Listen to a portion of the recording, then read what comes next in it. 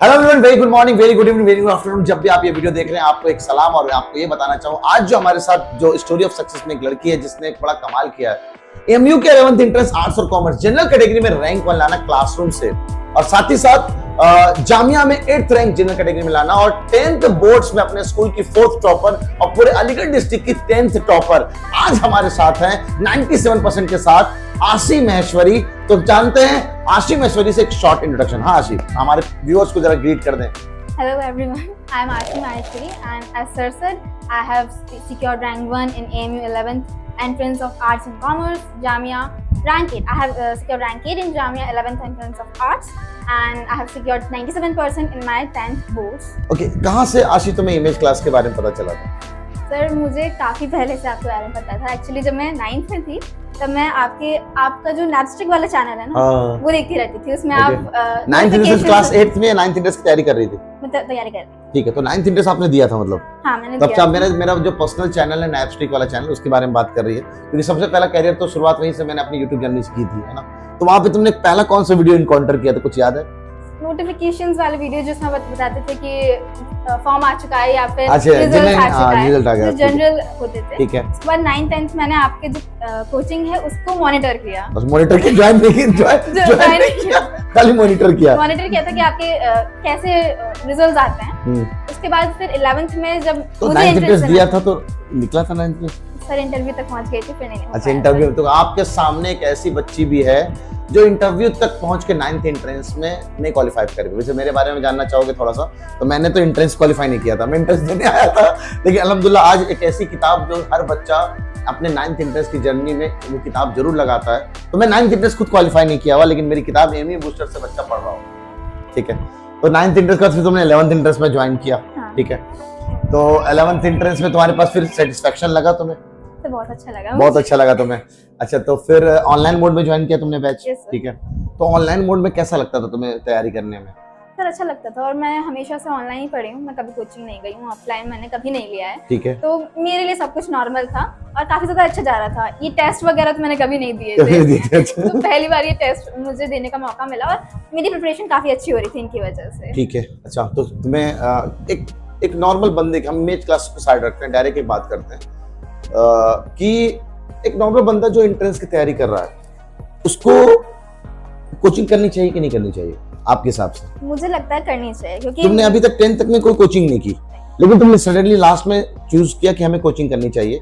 तो वो जो कोचिंग किया आपने, तो करना चाहिए नहीं करना चाहिए? करना चाहिए। मैंने एमयू के लिए जानबूझ के कोचिंग की, क्योंकि मुझे पता था कि मुझे नहीं पता पैटर्न कैसा होता है, क्या होता है, किस तरीके से देना होता है एग्जाम, मुझे नहीं पता था इतना। तो मैंने इसलिए गाइडेंस के लिए कोचिंग ज्वाइन की थी। गाइडेंस के लिए कोचिंग ज्वाइन की, बहुत शानदार।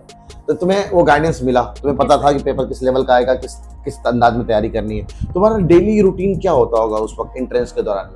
उस दौरान मेरा रूटीन कभी अच्छा नहीं रहा है। अच्छा। मैं हमेशा से लीड उठती हूँ और लीड ही सोती हूँ, मेरा यही रूटीन रहा है हमेशा। तो तुम्हारा भी सक्सेस मंत्र क्या है मेरे तुम्हारे हिसाब से कि रैंक 1 कैसे? ऐसा कोई सक्सेस मंत्र तो नहीं है, लेकिन मैंने मेहनत की थी, मुझे इतना पता है। मैंने मेहनत की थी, मेरा शेड्यूल बहुत बेकार था, अभी भी बेकार ही चल रहा है।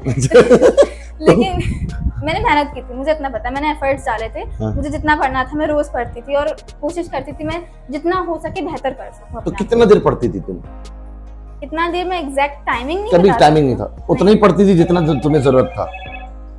हाँ ऐसा ही है, या फिर कह सकते हैं कि मैं कभी गिनती नहीं थी कि मैं कितना टाइम पढ़ती हूँ। अच्छा, तो मैं ये कहना चाह रहा हूँ, मेरे बच्चों से यही काम कहता हूँ और हमेशा ये कहता आया हूँ कि बेटा, बच्चे बोलते कितने घंटे पढ़े, मैं उनसे एक बात बोलता हूँ कि कोई ऐसा फिक्स नहीं कि कितने घंटे पढ़े, उतना पढ़ो जितने में तुम्हारा काम हो जाए।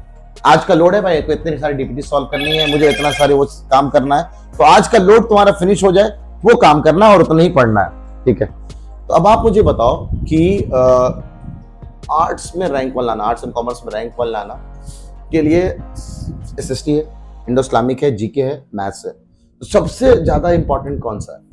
एसएसटी है। एसएसटी 60 नंबर का है, ऑब्वियसली बात है। हाँ। और तुम्हारे कितने मार्क्स आए थे? मेरे 69 मार्क्स आए थे, और रैंक 1 तुम्हारे सामने। गर्ल्स बताता चलो कि गर्ल्स की अलग लिस्ट निकल के आती है, बॉयज की अलग लिस्ट निकल के आती है, तो गर्ल्स में रैंक 1 जनरल कैटेगरी में 69 मार्क्स में आया हुआ है, सोचो आप, है ना? अच्छा, और वहाँ जामिया में कितनी थी? जामिया में मार्क्स है? हाँ मार्क्स मुझे एग्जैक्ट नहीं याद, बट 89 88 ऐसे ऐसी कुछ आसपास। जामिया का पेपर बहुत इजी आता है और सिर्फ 10th पूछता है, तो आपको उस हिसाब से अपनी तैयारी करनी है। अच्छा, इमेज क्लासेस या फिर एक कोचिंग में क्लास करना, बहुत सारे कोचिंग्स होंगे, इमेज क्लासेस कैसे डिफरेंट लगा आपको? सर शेड्यूल काफी डिफरेंट लगा। काफी शेड्यूल है। हाँ, जो बाकी कोचिंग्स है वहाँ पे मैंने नहीं देखी, ये हाँ। टेस्ट वगैरह नहीं कराते हैं वो लोग, मतलब- मतलब बैच नहीं होता है प्रॉपर। जैसे आपका टेस्ट सीरीज का बैच था, वहाँ पे बिल्कुल भी नहीं था। और मैं पहले भी एक कोचिंग ज्वाइन कर चुकी थी 11th एंट्रेंस के लिए, बाकी छोड़ के मैं यहाँ पर आई हूँ। अरे क्या बात है, ये बड़ा अच्छी बात है भाई कि एक टॉपर ने उस कोचिंग को छोड़ करके, उम्मीद है one of the greatest coaching पे आपने ज्वाइन किया होगा अलीगढ़ का, ठीक है, नाम मत लेना वरना लोग बुरा मान जाएंगे ना, और मैं नहीं चाहता किसी कोचिंग को ये एक्चुअली किया मैंने सर ज्वाइन भी नहीं की थी प्रॉपर तरीके से, मैं ट्रायल्स ले रही जाए। अच्छा, थी। डेमोज ले रही हो, हाँ, ठीक है, तो फाइनली अच्छा है। तो अब ये बताना है मेरे को कि तुम्हारा शेड्यूल ऐसे तुम फॉलो नहीं करती थी, बस उतना पढ़ती थी जितना तुम्हें जरूरत होता था, ठीक है। एसएसटी इज वेरी इंपॉर्टेंट, कि एसएसटी तो ऑब्वियस सी बात अच्छा है। इंडो इस्लामिक जीके कहाँ से पढ़ा आपने? इंडो इस्लामिक तो सर जो परवेज सर पढ़ाते थे, उससे क्लासेस में मेरा ऑलमोस्ट हो जाता था कवर। ये परवेज सर की बात कर रहे हो ना आप? हाँ, परवेज सर ना, हाँ, माशाल्लाह, ठीक है, तो क्लासेस से हो जाता था कवर। चलिए बहुत अच्छा है। तो अलग से कोई किताबें कुछ एक्स्ट्रा नहीं किया तुमने? ट्रू गाइड थोड़ी बहुत पढ़ी थी हाँ। मैंने, बट मेरा मेनली क्लासेस क्लास हो में गया ज्यादा था। फोकस होता था। जीके भी मैंने मॉड्यूल से पढ़ी थी सर के, आतिफ बहुत सर सही, के मॉड्यूल आतिफ सर के मॉड्यूल, ठीक है, बहुत अच्छा है। इमेज क्लास में जो मॉड्यूल प्रोवाइड होता है उससे पढ़ा था। कितने सवाल मैच किए थे? मैथ्स उस वक्त तो 5 सवाल हो गया था ना, क्योंकि अब हाँ। इंग्लिश के 5 सवाल हो गए थे, ठीक है। मेरे मुझसे तो 2 ही बने 2 थे। बने था, जैसे अयान का भी कहना था कि बहुत कम सवाल उससे बने थे। तो अच्छा, अब ये बताओ मेरे को कि इमेज क्लासेस का सबसे अच्छा फीचर कौन सा लगा आपको? सर बैचेस के सारे शेड्यूल जो चल रहे हैं, हाँ हाँ हाँ, ठीक है। अच्छा, इस पूरे एंट्रेंस में जो रैंक आई तुम्हारी, ठीक है, उसमें श्रेय किसको देना चाहोगे तुम कि इसका पूरा क्रेडिट सबसे बेस्ट, सबसे टॉप में ये है, उसके बाद ये है, उसके बाद ये है, क्या? सर मेनली तो टेस्ट सीरीज बैच जो आप लोग लाए थे, उसके अलावा फिर आप लोग टीचर्स पेरेंट्स का नहीं है इसमें? यस सर, पेरेंट्स सबसे पहले इज व्हाट, सबसे पहले मैं कहता हूँ यार सबसे ऊपर अल्लाह है, सबसे ऊपर भगवान है हमारा, उसके बाद पेरेंट्स हैं, यस सर, उसके बाद कौन है? सर टीचर्स हैं, एग्जैक्टली। तो इमेज क्लासेस में तुम्हारा सबसे, जैसे हमारे मैनेजमेंट है, हमारा टेस्ट सीरीज है, हमारे टीचर्स शानदार मैजिशियंस हैं, ठीक है, और हमारे यूनिक फीचर वो सीरीज बैच है ना, जो कोई भी इंडिया में नहीं लेके आता है। क्या क्या नाम है सीरीज बैच का? सर केवाईएमएस, करो MRO series, rank booster series, और लास्ट में एमटीएस, यस है ना, क्योंकि मैं ये वीडियो रिकॉर्ड कर रहा हूँ 1 साल होने को है, ठीक है, तो 1 साल बाद बच्चा भूल जाता होगा ना, ऑब्वियस सी बात है। तो तुम्हें इनमें से कोई एक ऐसा फीचर चूज करना इमेज क्लास का कि ये वन ऑफ द ग्रेटेस्ट, कौन सा?